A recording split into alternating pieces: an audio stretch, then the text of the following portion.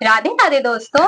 तो कल की वीडियो में हमने पढ़ा था कि अर्जुन भगवान श्री कृष्ण से कह रहे हैं कि इस युद्ध में यदि हमारी जीत भी हुई तो इनको मारकर ही होगी। इससे हम यह निर्णय ना कर सके कि हमारे लिए क्या करना उचित है।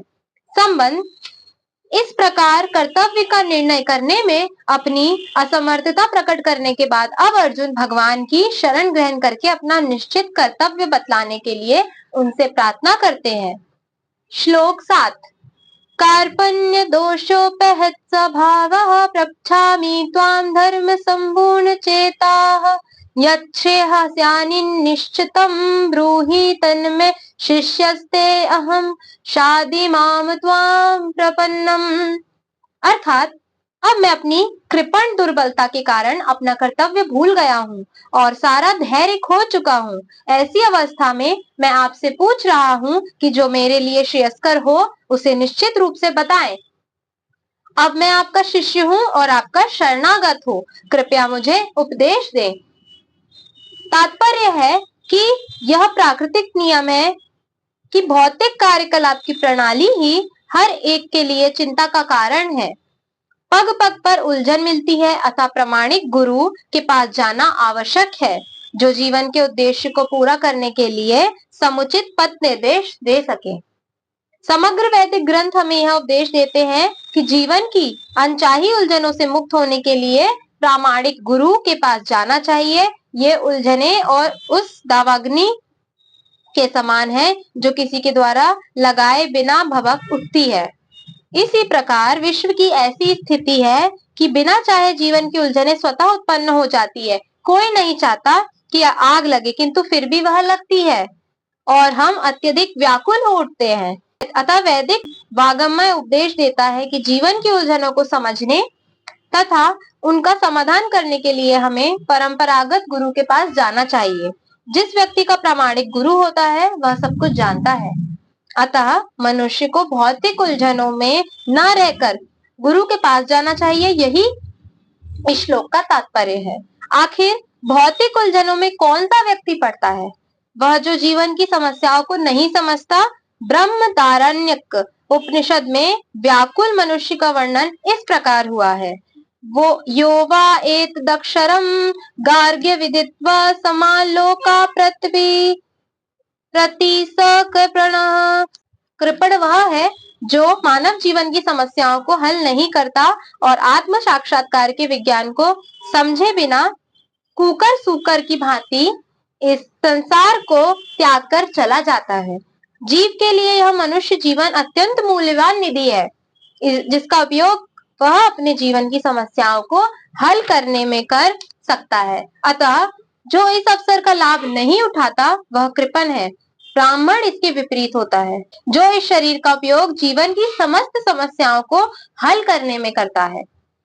या एक दक्षरम गार्गी विदित्वा समालोका प्रति स ब्राह्मणा देहात बुद्धि वश कृपण या कंजूस लोग अपना सारा समय परिवार, समाज, देश आदि के अत्यधिक प्रेम में गवा देते हैं।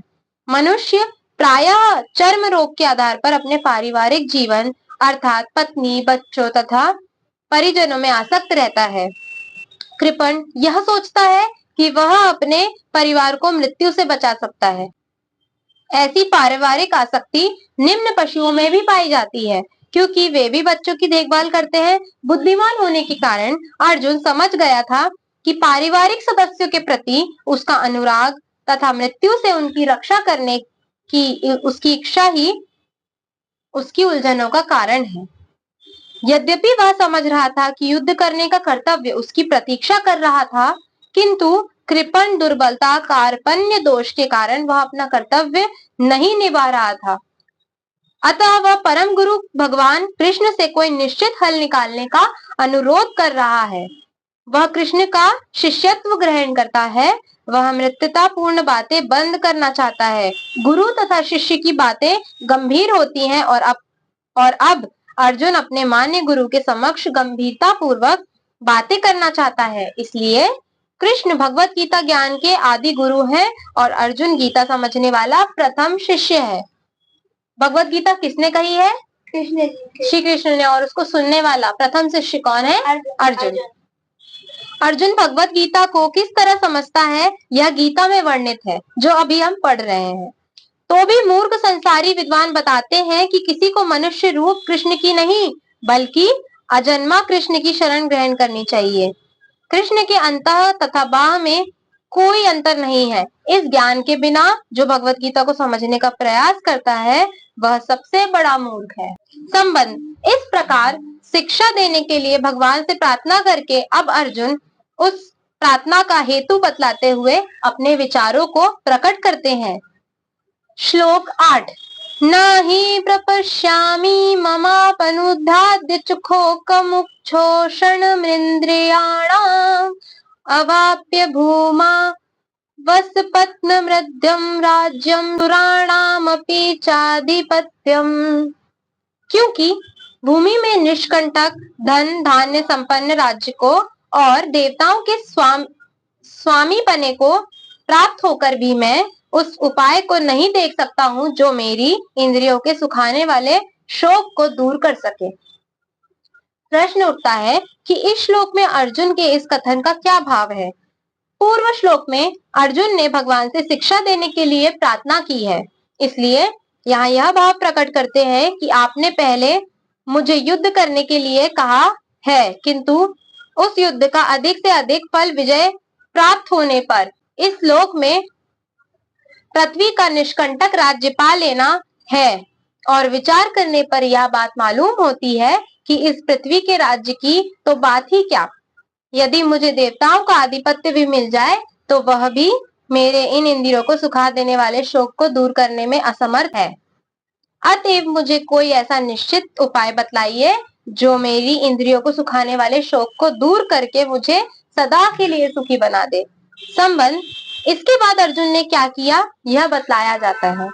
संजय उवाच श्लोक 9 एव मुक्त्वा ऋषिकेशं गुडाकेशः परन्तप नायोत्स्य इति गोविंद मुक्त्वा तूष्णीं बभूवः।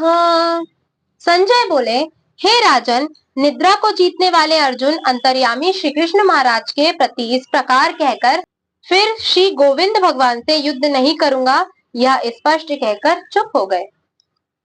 इस श्लोक में संजय ने धृतराष्ट्र से यह कहा है कि उपयुक्त प्रकार से भगवान के शरण होकर शिक्षा देने के लिए उनसे प्रार्थना करके और अपने विचार प्रकट करके अर्जुन यह कहकर कि मैं युद्ध नहीं करूंगा चुप हो गए। दूसरा प्रश्न उठता है कि गोविंद शब्द का क्या अर्थ है। गोभिर्वेद वाक्यैर्विद्यते लभ्यते इति गोविंदः। इस व्युत्पत्ति के अनुसार वेदवाणी के द्वारा भगवान के स्वरूप की उपलब्धि होती है, इसलिए उनका नाम गोविंद है। गीता में भी कहा है वेदेश्च सर्वेर हमें वेद्य, संपूर्ण वेदों के द्वारा जानने योग्य मैं ही हूँ। संबंध इस प्रकार अर्जुन के चुप हो जाने पर भगवान श्री कृष्ण ने क्या किया इस जिज्ञासा पर संजय कहते हैं। श्लोक 10 तमुवाच ऋषिकेशः प्रहसन्निव भारत सैन्योरुभयोर्मध्ये विषीदन्तमिदं वचः। हे भरतवर्षी, धृतराष्ट्र अंतर्यामी श्री कृष्ण महाराज दोनों सेनाओं के बीच में शोक करते हुए उस अर्जुन को हंसते हुए से यह वचन बोले। प्रश्न उभयो सेनयो मध्य विषीदंतम विशेषण के सहित तम पद के प्रयोग का क्या भाव है। इससे संजय ने यह भाव दिखलाया है कि जिस अर्जुन ने पहले बड़े साहस के साथ अपने रथ को दोनों सेनाओं के बीच में खड़ा करने के लिए भगवान से कहा था, वे ही अब दोनों सेनाओं में स्थित स्वजन समुदाय को देखते ही मोह के कारण व्याकुल हो रहे हैं। उन्हीं अर्जुन से भगवान कहने लगे। दूसरा प्रश्न उठता है, हंसते हुए से यह वचन बोले, इस वाक्य का क्या भाव है। इस वाक्य से संजय इस बात का दिग्दर्शन कराते हैं कि भगवान ने क्या कहा और किस भाव से कहा। अभिप्राय यह है कि अर्जुन उपयुक्त प्रकार से शूरवीरता प्रकट करने की जगह उल्टा विषाद कर रहे हैं तथा मेरे शरण होकर शिक्षा देने के लिए प्रार्थना करके मेरा निर्णय सुनने के पहले ही युद्ध ना करने की घोषणा भी कर देते हैं। यह इनकी कैसी गलती है। इस भाव से मन ही मन हंसते हुए भगवान, जिनका वर्णन आगे किया जाता है, वे वचन बोलते हैं। आज का श्लोक यहीं संपन्न होता है। राधे राधे। अगर आपको हमारी वीडियो पसंद आए तो please like share and subscribe कीजिए। धन्यवाद।